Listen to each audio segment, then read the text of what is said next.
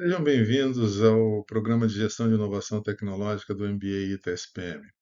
Eu sou o professor Darton Damião e vou fazer agora a apresentação do programa, que vai ser dividido em três partes. Vamos a elas.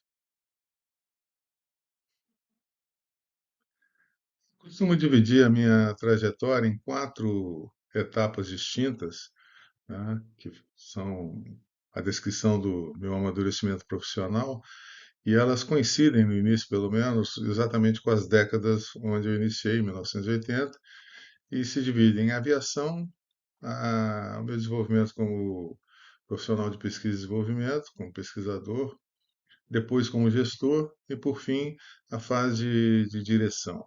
Então, em 1980, eu comecei a minha carreira de aviador, eu fiz uma carreira na Força Aérea Brasileira, né, em Pirassununga, na Academia da Força Aérea. Me formei e, como piloto de caça, fui designado para a base aérea de Natal, no Poker, na Esquadrão Poker, e depois de lá para Fortaleza, no Pacal. E depois dessa etapa, eu voltei para a Academia da Força Aérea na condição de instrutor de voo e instrutor acadêmico, onde eu comecei a atividade que eu conduzo até hoje, né? Desde 1986 eu leciono, eu gostei da atividade, porque eu fui designado para também dar aula e passei a gostar da atividade.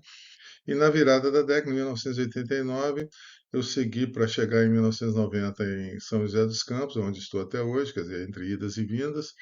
E aí eu passei em São José a primeira metade da década de 90 no Instituto de Aeronáutica e Espaço, depois no Instituto de Estudos Avançados, são dois dos institutos do DCTA, o irmão mais velho desses institutos é o próprio ITA, onde esse curso acontece. E quando cheguei lá em 1990, eu fui para o INPE fazer o mestrado em sensoriamento remoto. Me especializei nessa área, um grupo que estava começando na Força Aérea, e aí fiz cursos no exterior, eu fiz o curso de processamento e interpretação de imagens na base aérea de Wheaton, da Royal Air Force, né? RAF Wheaton, em Huntingdon. E no final da década eu fiz a primeira turma do MBA ITA-SPM. Era um curso mais extenso, era um curso de 2 anos com 1.050 horas, todas as semanas, né? Obviamente letivas. E por conta dessa especialização anterior ao MBA, eu fui também designado para ser o gerente de sistemas embarcados do então Projeto Civan, que depois, quando deixou de ser projeto e foi implantado, virou o CIPAM, Sistema de Proteção da Amazônia.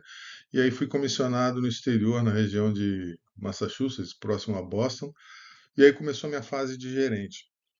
Eu era o gerente de sistemas embarcados dos sensores colocados nessas aeronaves que hoje são batizadas pela FAB como os R99, R99A e R99B. E exatamente o Bravo, né, o R99B, ele tinha uma suíte de sensores. Aqui a gente pode ver pela foto dois deles, né, esse destaque aqui no nariz do avião, que é um sensor FLIR, da FLIR Systems, e essa barriga aqui é um radar de abertura sintética da McDonnell Dentwaler, que eram subcontratadas da Prime Contractor Raytheon, que era junto com a Embraer, a outra Prime Contractor. No meu período lá, eu fiz cursos de especialização no MIT e na Universidade de Michigan, e quando eu voltei para o Brasil em Brasília, né, no Estado Maior da Aeronáutica, e aproveitei o meu tempo no Estado Maior e fiz o meu doutorado na Universidade de Brasília, em geoprocessamento aplicado a florestas, já que eu estava estudando sensores que iam ser aplicados na Amazônia. Eu juntei o conhecimento do mestrado com o geoprocessamento, com a experiência de Amazônia e fiz o doutorado na UNB.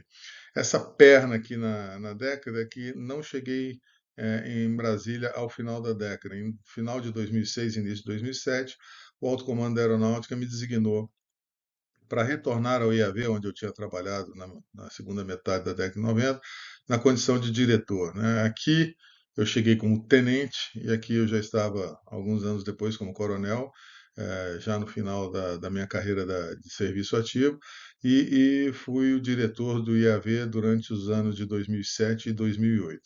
Encerrado meu mandato como diretor, eu fui convidado, quer dizer, ou seja, iniciada aqui a minha fase de direção, eu fui convidado pela indústria, especificamente pela Uzi Minas, lá em Minas Gerais, para inaugurar a diretoria de pesquisa e inovação. Passados 3 anos na Uzi Minas, eu fui para a Vale ser o diretor de tecnologia de uma subsidiária chamada Vale Soluções e Energia. Nos períodos que eu passei na Uzi Minas e na Vale, parte da negociação do meu contrato, eu fiz curso de especialização na Escola de Negócios do MIT, depois na Escola de Negócios da Universidade de Pensilvânia, Wharton School.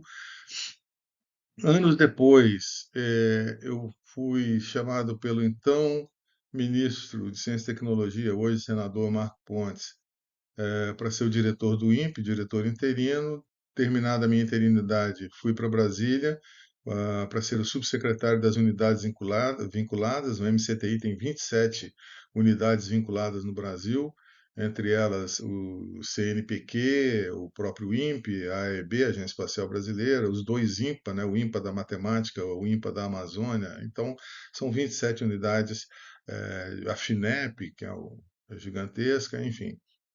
E terminado meu tempo no MCTI, eu fui convidado, encontrado por uma startup americana chamada ViSpace, que é baseada na Flórida, e fui convidada a ocupar a função de vice-presidente de operações para a América Latina. Isso aconteceu durante 2 anos, até nesse início de ano de 2023, em janeiro, o Conselho de Administração decidiu pelo encerramento da subsidiária brasileira em função da nova conjuntura política e econômica no Brasil. Desde o meu tempo na pós-Vale, eu voltei a ministrar, a lecionar aula, tanto no ITA como na Escola Superior de Guerra, e agora no ITA eu volto para depois, desde 2019, quando eu tinha ido para ser diretor do INPE, eu estava lá desde 2015 ministrando aula na graduação, agora eu volto para a aula na graduação e continuo na pós-graduação onde estou agora. Esse programa de gestão da inovação tecnológica, ele basicamente foi formulado para responder a essa pergunta que aí está. O que fazer para tornar o processo de inovação mais previsível, né? A inovação é vista de uma forma mais ou menos mística, como algo que acontece para alguns poucos. E a gente vai ver no decorrer desse programa, desse curso, que não é bem assim, ela é uma coisa que pode ser estruturada, pode ser prevista.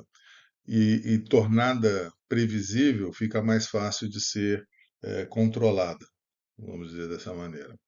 Então, o que nós temos hoje, né, qual é o ponto de partida, é que nós tratamos de planejamento da inovação em si como algo colocado. Eu sempre faço muita analogia aos esportes, porque os esportes têm, pela própria natureza de ser, uma atividade extremamente competitiva, né?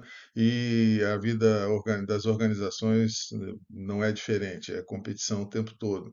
Então, eu que fui atleta de basquete, por exemplo, a gente chegava no pedido de tempo do técnico e ele ia lá para a prancheta, com esse exemplo que está aí na tela, e colocaria aí as posições que o armador, o ala, o pivô deveriam tomar na hora que a jogada fosse chamada pelo armador e o que deveria acontecer. O problema com isso que está aí é que a gente assume que os outros cinco são sempre os outros cinco, ou seja, não interessa o time que estiver do outro lado da quadra, a jogada sempre vai acontecer da mesma maneira e a vida real não acontece desse jeito, ou seja, aquele planejamento fixo, congelado, né, não vai acontecer porque no mundo da competição, no mundo dos negócios, a situação é totalmente dinâmica. E o nosso ponto de partida para esse programa, daqui a pouco eu vou explicar por que que essa imagem, esse mini filme está na tela, é como relacionar, o que fazer para relacionar a inovação com desempenho organizacional e daí mitigando os efeitos deletérios de reação à mudança. Toda vez que a gente vai inovar, vai provocar mudanças e toda vez que se provocam mudanças, vai haver reação à mudança. É a natureza humana. Então, nesse pequeno filme que eu vou mostrar para vocês, de novo uma analogia com esportes e por acaso com o basquete que eu tanto prezo, nós vamos ver um jogador aí que alguns devem conhecer já, porque está famoso, ele já está na NBA, na Liga Americana Profissional, há 14 anos, indo para o 15º ano dele de profissional, e ele mudou o estado de coisas. Ele é um divisor de águas na história da NBA, que já completa 77 anos. Então, ele é um one of a kind, como eles dizem, né? Uma figura ímpar.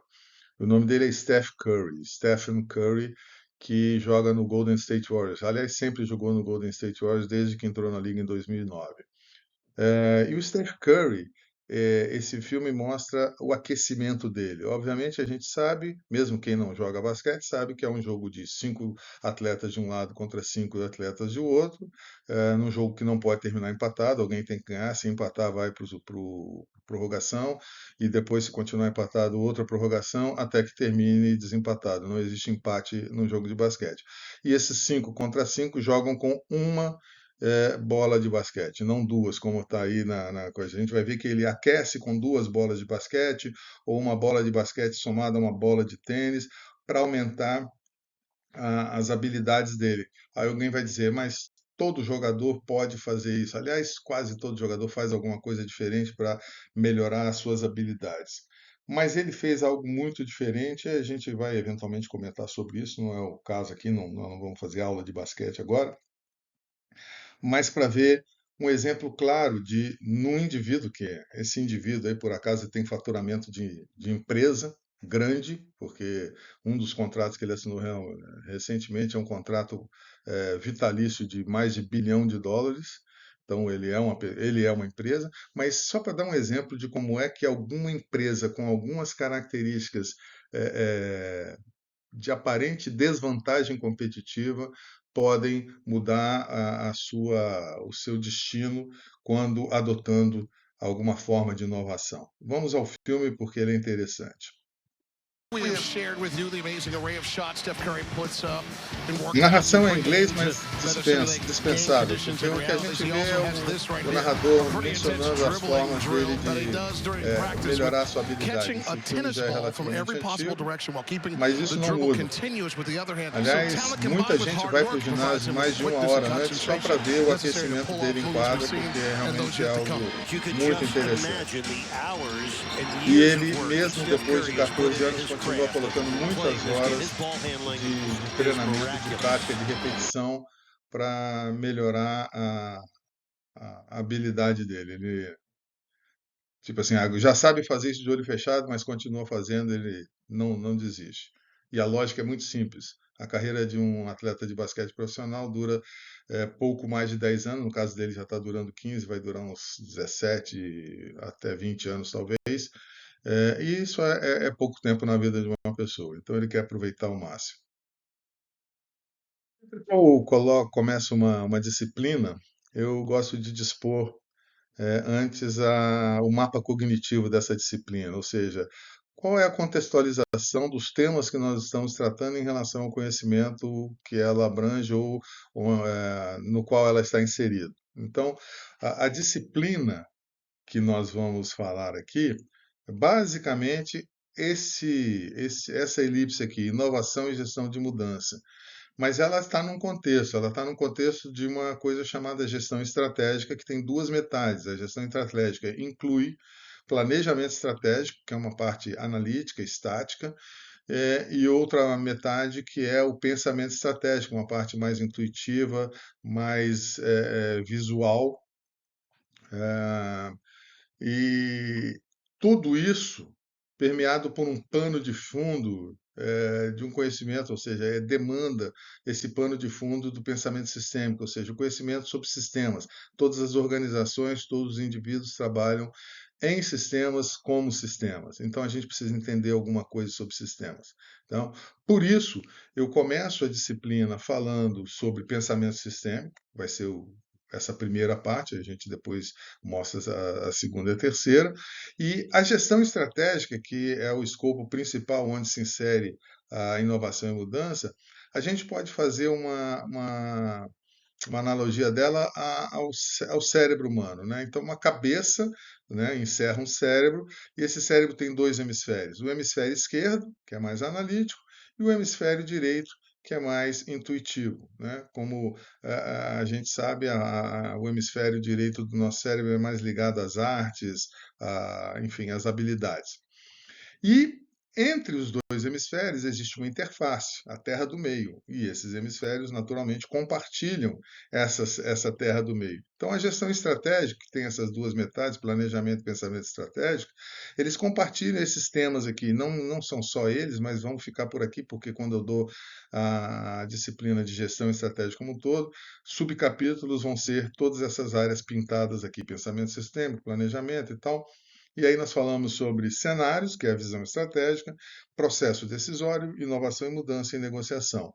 Nessa disciplina, nós vamos falar de pensamento sistêmico, vamos falar no segundo encontro de processo decisório e depois vamos encerrar e vamos falar um pouco também, obviamente, aqui sobre conceitos de inovação, e depois vamos encerrar com a inovação em termos práticos, segundo um autor preferido, mas não só ele. Ok? A dinâmica das aulas acontece da seguinte maneira, né? Normalmente eu vou apresentar um tema, como eu fiz hoje na apresentação do programa, vou colocar onde estamos, para onde queremos ir, como eu acabei de fazer, e depois eu vou destrinchar as partes desse programa, dessa parte do dia, né, do momento que eu estiver falando, até chegarmos no objetivo estabelecido. Nesse primeiro capítulo, nessa primeira introdução, nós vamos fazer um simples trailer do filme. O que que nós vamos ver ao longo desses três encontros? Inicialmente, nós vamos falar, conforme eu disse, um pouquinho sobre sistemas, depois os conceitos de inovação, os modelos e as estratégias de inovação e a inovação como é vista e aplicada no Brasil. No segundo momento, teremos o processo decisório, com conceitos e ferramentas da tomada de decisão.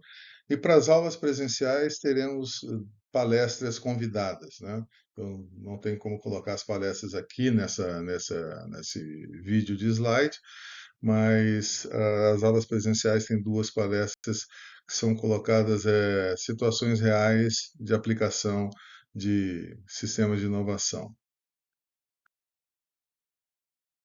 E finalizamos com o que eu chamo de dilema e de solução do inovador, né, vindo do autor que eu menciono, e vamos falar sobre as teorias aplicadas à inovação, a gestão da mudança e um método de ideação denominado Sprint, que obviamente não é o único método de ideação, mas ele é um método comprovado e dá uma boa ideia como se fazer para gerar ideias que valham a pena serem criadas. Ok? Isso aí encerra o nosso programa.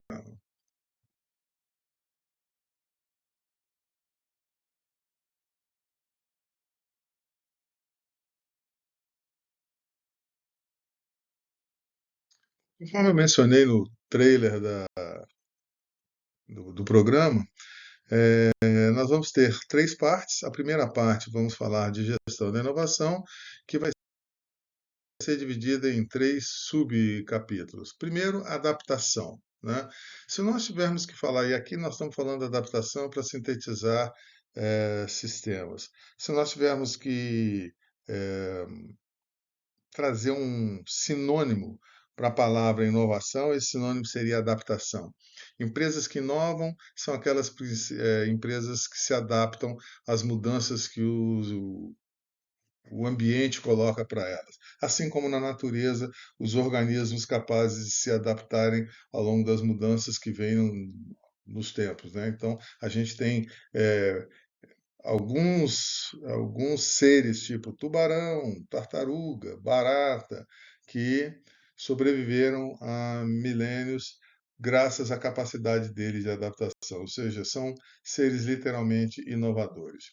Depois vamos falar sobre alguns conceitos ligados a essa inovação e vão entender direitinho por que a figura da roleta colocada aí. Ou seja, existem mil maneiras de se ilustrar o que é um determinado conceito, conforme eu vou mencionar. No segundo tópico dessa primeira parte, nós vamos falar de modelos e estratégias, né? E aí a gente vai ver que inovação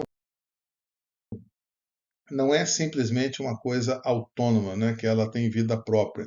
Depois que ela começa a operar, parece que o sistema ganha vida própria, né, mas ele não nasceu sozinho. Então não existe aquela coisa da máquina que se liga e funciona, tem vida própria. Não chegamos lá ainda, tá ok? Mas a gente vai ver isso também. E por fim, nós vamos falar da inovação no Brasil. E spoiler alert, como dizem os jovens, nós vamos ver que o filme não é tão bom assim. Poderia ser bem melhor. Nós temos alguns problemas ligados à falta, simplesmente à falta de conhecimento. A falta de conhecimento atrapalha bastante. Então, as pessoas tendem a achar que inovação é uma coisa inerentemente boa e o fato de eu colocar inovação atrelada ao nome do meu negócio vai bastar para que o meu negócio seja bem sucedido. Então, autoescola inovação, inovação negócios imobiliários, restaurante inovação, seja lá o que for, inovação pizzaria, a gente obviamente sabe que isso não basta. Então, o que que basta? O que que precisa ter? Vamos comentar isso antes para ver o que que falta para que isso aconteça no Brasil.